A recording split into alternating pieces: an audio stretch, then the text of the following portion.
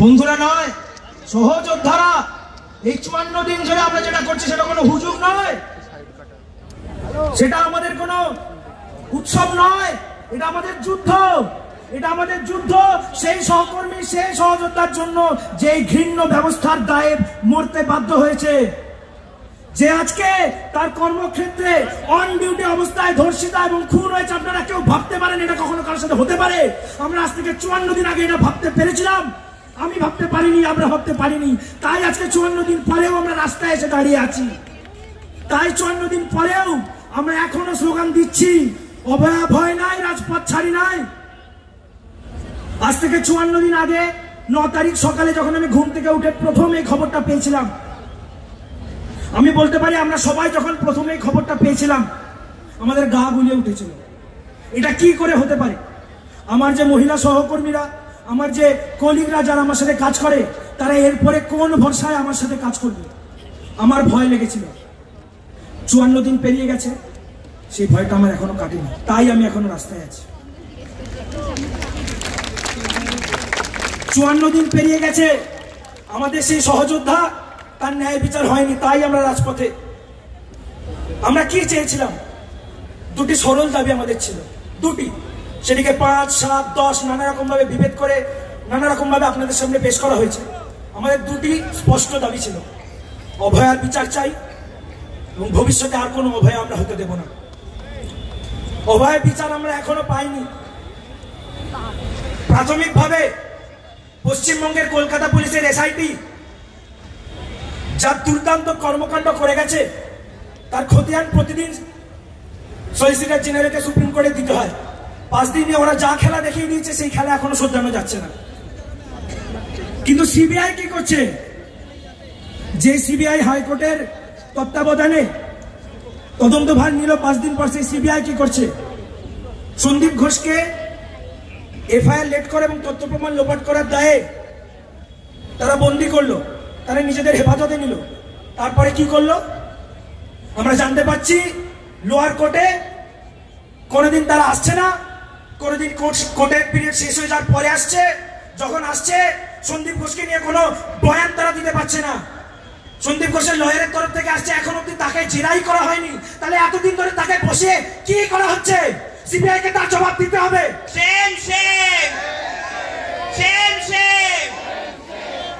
এর আগেও সিবিআই বহু তদন্তভার নিয়ে যেভাবে তথ্য প্রমাণ না পেশ করতে পেরে যারা দোষী তাদেরকে বুক ফুলিয়ে খালাস করে দিয়েছে। তারপর তারা এই খোলা আকাশে ঘুরে বেরিয়েছে। আমরা কি চাই অভয়ার খুনিরা খোলা রাস্তায় ঘুরে বেড়াক? আমরা কি চাই আমার দিদির ধর্ষকরা খোলা রাস্তায় ঘুরে বেড়াক? তারা আরেকটা অভয়া করুক? আমরা কি চাই? আপনারা কেউ চান? সিবিআই কে জবাব দিতে হবে। সিবিআই কে তদন্তকে এগিয়ে নিয়ে যেতে হবে। সিবিআই কে স্পষ্টভাবে বলতে হবে সে কি করছে। এতদিন ধরে সন্দীপ ঘোষকে রেখে সে আদৌ কিছু করতে পেরেছে কিনা, তাকে তার জবাব দিতে হবে। সুপ্রিম কোর্ট সুমোটো কগনিজেন্স নিয়ে কেসকে তার আওতায় নিয়েছে যাতে তাড়াতাড়ি এই কেসকে এগিয়ে নিয়ে যেতে পারে। তারপর কি হয়েছে? শুনানির ডেট পিছিয়েছে বারবার, শুনানির টাইম পিছিয়েছে বারবার। কোর্টে উঠেছে যখন অন্য কথা, মিথ্যে কথা, সেগুলি নিয়ে আলোচনা হয়েছে, অভয়ার বিচার নিয়ে কোনো কথা হয়নি। আমরা কি সেইভাবে মেনে নেব? আমরা কি মেনে নেব অভয়ার ন্যায় বিচার না পেয়ে রাস্তা থেকে আমরা চলে যাব? আমাদের আন্দোলনকে আমরা ছেড়ে দেবো? আমরা ছাড়বো না। আপনারা কি ছাড়বেন? আপনারা কি ছাড়বেন? আজ থেকে 54 দিন আগে ওই গা গোলানি ফিলিংটা নিয়ে আমরা এসেছিলাম আরজি করের বুকে। আমরা চেয়েছিলাম যারা এই ঘৃণ্য ঘটনা, এই নৃশংস পাশবিক ঘটনা ঘটিয়েছে তাদেরকে বের করতে হবে এবং তাদেরকে যথোপযুক্ত শাস্তি দিতে হবে।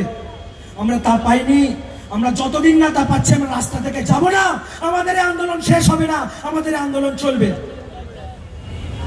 আজ থেকে 54 দিন আগে আমরা যেমন ভাবিনি যে অন ডিউটি কোনো ডাক্তারকে ধর্ষিতা বা খুন হতে হয়, আমরা এখনো মনে করি ভবিষ্যতে যেন এই ভাবনা কারো মনে না আসে। আমার যে কলিগরা এখন আমার দুদিকে পতাকা হাতে দাঁড়িয়ে আছে, তাদের বুকে সেই সাহসটা আমরা দিতে পারবো যে ভবিষ্যতে আর কোনোদিন কোনো অভয় না হয়? আমরা কি সেই সাহসটা দিতে পারবো? আমরা তার জন্য কি করছি? আমরা যতগুলো দরজায় কড়া নাড়া যায় প্রত্যেকটা দরজায় কড়া নেড়েছি।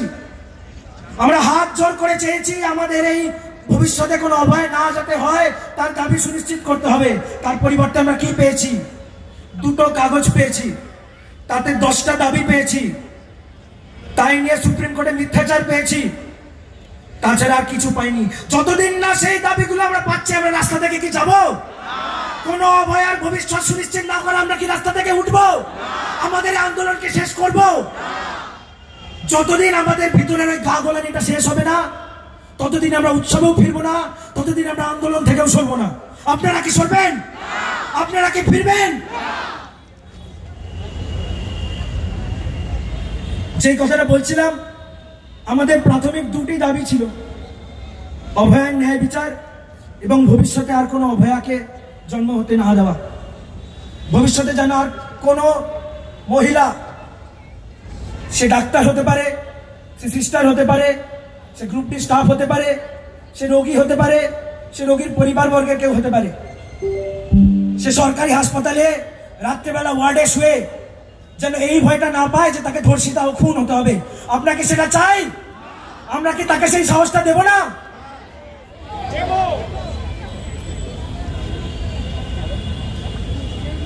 আমরা আজকে পশ্চিমবঙ্গের প্রতিটি কোণা থেকে যে স্বতঃস্ফূর্ত ভালোবাসা পেয়েছি, তার বলেই এই 54 দিন ধরে আন্দোলন করতে পেরেছি। আমরা প্রথমে যখন আন্দোলন শুরু করেছিলাম, আমাদের উপর আঘাত নেমে এসেছিল, সক্রিয় গুন্ডারা কলেজে ভাঙচুর চালিয়েছিল, তারপরেও আমরা আন্দোলন থেকে সরে যাইনি। শাসক দলের পেটুয়া গুন্ডা বাহিনী, যারা জেলায় জেলায় শহরে শহরে এই আন্দোলনকে নিজেদের মতো করে নিচ্ছিল, তাদের উপর আক্রমণ নামিয়ে এনেছিল, আমরা তারপরেও থেমে যাইনি। তারা আমাদের আন্দোলন মঞ্চকে রাজনৈতিকভাবে রং দিয়ে আমরা বিচার চাই না চেয়ার চাই বলে কলুষিত করতে চেয়েছিল, আমরা তারপরেও থেমে আসিনি। আমাদের ভিতরে বিভেদ সৃষ্টি করার চেষ্টা হয়েছিল যে আমাদের কেউ কেউ নাকি বিচার চায়, কেউ কেউ নাকি চেয়ার চায়। সেই বিভেদ সৃষ্টি করার কুচক্রান্ত থেকেও আমরা বেরিয়ে এসেছি। তারপরে আমাদেরকে সুপ্রিম কোর্টে গণসূত্র প্রমাণ করার চেষ্টা হয়েছে, বিভিন্ন সংবাদ মাধ্যমে, বিভিন্ন জায়গায়, পাবলিক ফোরামে তারা আমাদের গণশক্তি প্রমাণ করতে চেয়েছে। সাগর দত্তে যে ঘটনা ঘটেছে, তা আমাদের 4 নম্বর দাবি 3 নম্বর সাব পয়েন্টের এখনো অব্দি কার্যকরী না হওয়ার প্রথম এবং জলজান্ত প্রমাণ।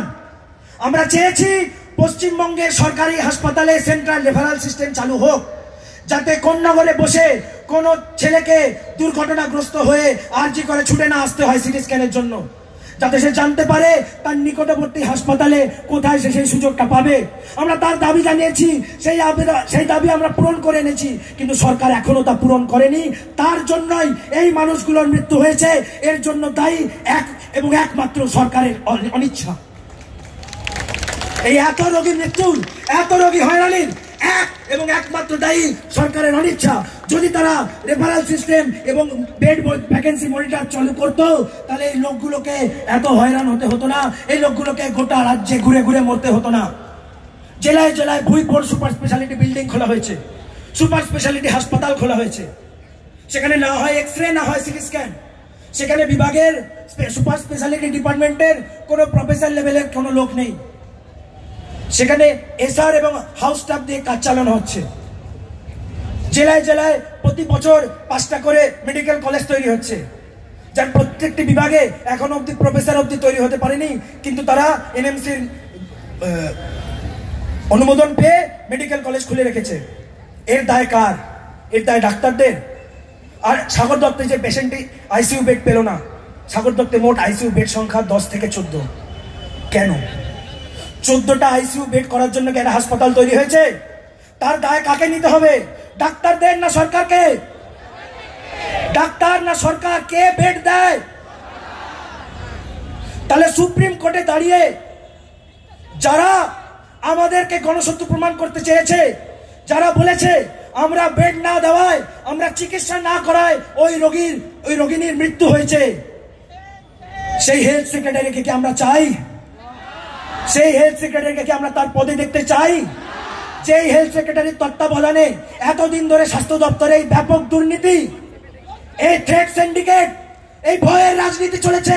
সেই হেলথ সেক্রেটারিকে কি আমরা তার পদে দেখতে চাই? সেই নারায়ণ স্বরূপ নিগমকে কি আমরা তার পদে দেখতে চাই? আমরা চাই না। আপনারা কি চান? তাই যতক্ষণ না তাকে তার পদ থেকে অপসারণ করা হচ্ছে আমরা আন্দোলন শেষ করব না। আমরা এই রাজপথ থেকে যাব না। আপনারা কি যাবেন? আপনারা কি ফিরে যাবেন? যদি ফিরে যাই আমরা অভয়ার সাথে অবিচার করব। অভয়ের সাথে অবিচার যদি সিবিআই, যদি সরকার, যদি সুপ্রিম কোর্ট করে, আমরাও করব। যদি আমরা আজ রাজপথ থেকে ফিরে যাই, আমরা কি ফিরবো? আমরা কি অভয়ের সাথে অবিচার করব? আমরা তা করতে পারি না। ওই গা গোলানি ভাবটা যতদিন আমাদের মধ্যে আছে, আমরা কেউ উৎসবে ফিরতে পারছি না। আজকে সকালে যখন মহালয়া হচ্ছে, চারিদিকে মাইক বসিয়ে মহালয়া শোনানো হচ্ছে। আমি প্রতি বছর মহালয়া শুনি, আমরা সবাই প্রতি বছর মহালয়া শুনি। এটা আমাদের বাঙালিদের ঐতিহ্য। আজকে সেই মহালয়া শুনতে গিয়ে আমি কেঁদেছি। আমি আপনাদের কথা জানি না, আমি জানি আপনাদের মধ্যে অনেকে কেঁদেছেন, আমি কেঁদেছি। তার কারণ আজ থেকে 54 দিন আগে আমার দিদিও হয়তো মহালয়ার জন্য কিছু প্ল্যান করেছিল। আমার দিদিও হয়তো ভেবেছিল মহালয়ার দিন সে মহালয়া শুনবে। পুজোর যে আমেজ সরকার আজ তৈরি করতে যাচ্ছে, অনেক হয়েছে, এবার উৎসবে ফিরুন। দিদিও উৎসবে ফিরতেই চেয়েছিল। এই প্রতিদিনের 36 ঘন্টা ডিউটির পরে সবাই উৎসবেই ফিরতে চেয়েছিল। আমরা উৎসবে না ফিরে যে রাজপথে কেন দাঁড়িয়ে আছি? কেন দাঁড়িয়ে আছি? কারণ আমার দিদি উৎসবে ফিরতে পারছে না, তাই আমরা উৎসবে ফিরতে পারবো না। যারা আমার দিদির জীবন থেকে সেই উৎসবকে কেড়ে নিয়েছে, তাদেরকে সাব্যস্ত করে যতদিন না শাস্তি দেওয়া হচ্ছে, আমি উৎসবে ফিরতে পারবো না। আপনারা কি পারবেন? আপনারা কি উৎসবে ফিরতে পারবেন? আমরা কেউ উৎসবে ফিরতে পারবো না। যেই কথা আজকে 54 দিনে দাঁড়িয়ে আমাদের সবার বুকে অনুরণিত হচ্ছে, we want justice, we want justice, সেই কথাটা আমাদের আরেকটু বাড়াতে হবে। We don't want any more Abhaya. এই দাবিটাকে আমাদের প্রধান এবং অন্যতম দাবি করতে হবে। অভয়ার ন্যায় বিচারের জন্য যতদূর অবধি যাওয়া যায়, যেখানে যেখানে যাওয়া যায় আমরা যাব। আমরা জানি আপনারাও আমাদের সাথে থাকবেন, কিন্তু ভবিষ্যতে যাতে কোনো অভয়া না হয় তার যায় যতটা আমাদের, ততটাও আপনাদের। আর শুধু হাসপাতালে নয়, আজকে আমাদের এই মিছিলের কোটেশন কি ছিল? অভয়ার ন্যায় বিচার এবং স্বাস্থ্যক্ষেত্র সহ সমাজের সব স্তরে ভয়ের রাজনীতির বিরুদ্ধে মহামিছিল, মহাসমাবেশ। আজকে আমরা যেমন অভয়া কোনো সরকারি হাসপাতালে, কোনো স্বাস্থ্যক্ষেত্রে হতে দেব না, তেমনি আপনাদের সবাইকে অঙ্গীকার করতে হবে যাতে আপনার পাড়ায়, আপনার বাড়িতে, আপনার অফিসে, আপনার ট্রেনে, আপনার বাসে, আপনার ট্রামে কোনো মেয়েকে অভয়া না হতে হয়। তার অঙ্গীকার আমাদের আজ এখান থেকেই করে যেতে হবে। তার অঙ্গীকার যদি আমরা না করি, তাহলেও আমরা অভয়ের সাথে অবিচার করছি। তার অঙ্গীকার যদি আজকে আমরা এখান থেকে না করি, তাহলেও আমরা অভয়ের সাথে অবিচার করছি। সেই অবিচার আমি তো করতে পারবো না। আপনারা কি পারবেন? আপনারা কি সেই অবিচার করতে পারবেন? সেই অঙ্গীকার আমাদের বুকে থাকুক, অভয়ের ন্যায় বিচার আমাদের স্লোগানে থাকুক, আমাদের শপথে থাকুক, আমাদের দৃপ্ত কণ্ঠ হোক। যতদিন না জাস্টিস আসছে আমরা এই রাস্তা থেকে সরবো না, আমরা রাজপথ ছাড়বো না। উৎসব আসবে, উৎসব যাবে, ন্যায় বিচার যতদিন না আসে আমরা উৎসবে ফিরবো না।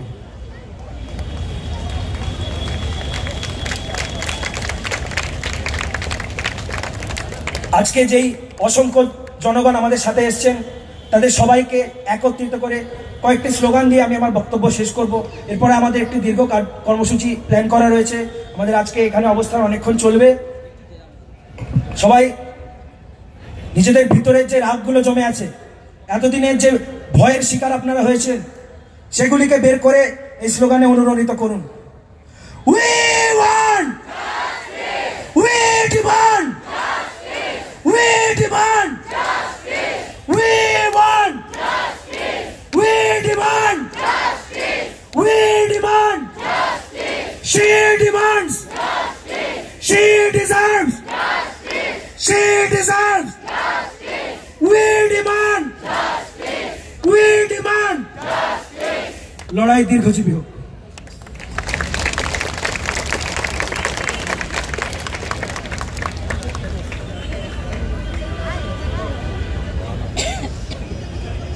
আমরা কি এই লড়াই থামিয়ে দেব? এই লড়াই চলছে তো। লড়াই লড়াই লড়াই চাই, লড়াই লড়াই লড়াই চাই। এই লড়াই লড়ছে কে?